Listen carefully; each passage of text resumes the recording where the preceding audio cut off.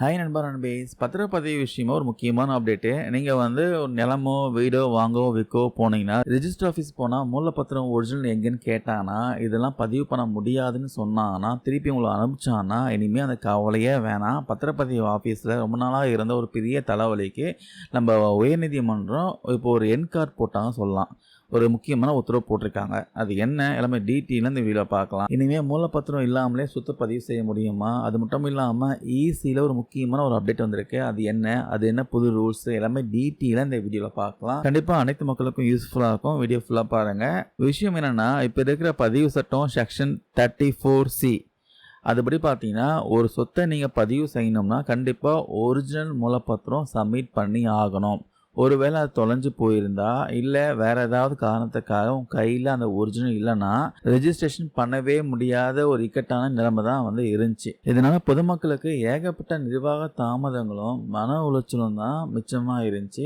இந்த 34 சட்டத்தால் இன்னொரு பெரிய தப்பான ஒரு விஷயமும் நடந்துட்டு இருந்துச்சு. அதாவது நிறைய பேர் பார்த்தீங்கன்னா முறையாக அடமான கடன் பத்திரம் ரிஜிஸ்டர் பண்ணாமல் வெறும் அசல் பத்திரத்தை மட்டும் அடமானமாக வச்சு வாங்கி வச்சுட்டு தனிப்பட்ட முறையில் பார்த்தீங்கன்னா கடன் கொடுக்க ஆரம்பித்தாங்க.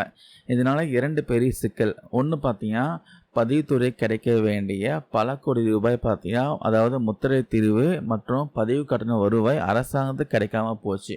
இரண்டாவது சில தப்பான ஆட்கள் அந்த அசல் சொத்து ஆவணங்களை தவறான நோக்கத்தோடு பிடுங்கி வச்சுட்டு உரிமையாளர்களை மிரட்டத்து சட்டவிரோதமான கட்ட பஞ்சாயத்துகள் பண்ணுறதுன்ட்டு ஏகப்பட்ட அடவாடிகள் பார்த்தீங்கன்னா பண்ண ஆரம்பித்தாங்க. இந்த அநியாயங்களை தட்டி கேட்கவும் சொத்து உரிமையாளர்களுடைய தனிநபர் உரிமையை பாதுகாக்கவும் அகில இந்திய ரியல் எஸ்டேட் கூட்டமைப்பு உயர்நீதிமன்றத்தில் ஒரு சட்ட போராட்டத்தை முன் வச்சாங்க.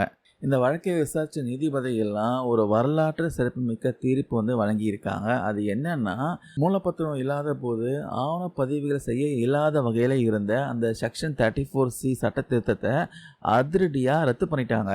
ஸோ இனிமேல் அசல் மூலப்பத்திரம் இல்லைனாலும் சொத்து பதிவு செய்யலாம். அது மட்டும் இல்லாமல் பொதுமக்கள் வெள்ளங்க சான்றிதழ் கேட்டு விண்ணப்பிச்சா அந்த சான்றிதழில் கட்டாயமாக அந்த சொத்தோட சர்வே எண் கதவு எண் ஆகிய விவரங்கள்லாம் குறிப்பிட்டே வழங்கணும்ன்ட்டு நீதிபதிகள் பார்த்தீங்கன்னா ஸ்ட்ராங்காக உத்தரவு போட்டிருக்காங்க. ஸோ இப்போ இதே விஷயமா அரசாங்கம் சீக்கிரமாகவே எல்லா சப் ரிஜிஸ்டர் ஆஃபீஸ்க்கும் சுற்றறிக்கை அனுப்பி தமிழ்நாடு முழுக்க ஒரே மாதிரியாக நடைமுறையை கொண்டு வர போகிறாங்க. ஸோ சுருக்கமாக சொல்லணும்னா தீர்ப்பு மூலமாக கட்ட பஞ்சாயத்து பண்ணுறவங்களுக்கு ஒரு செக் வச்சதோடு சாதாரண மக்களோட சொத்து பதிவு பிரச்சனையும் பெரிய அளவில் தீர்ந்திருக்குன்னு சொல்லலாம். ஒரிஜினல் மூலப்பத்திரம் இல்லாமலே இனி சொத்து பதிவு செய்யலாம் வந்திருக்க தீர்ப்பு விஷயமா உங்களுடைய கருத்துக்கள் ஏதாவது இருந்தால் மறக்காமல் கீழே கமெண்ட்ஸில் பதிவு பண்ணுங்கள். இந்த வீடியோவில் ஷேர் பண்ண தகவல் யூஸ்ஃபுல்லாக இருக்கும் நம்புகிறேன். தேங்க்யூ நண்பர் அண்ட் பேஸ்.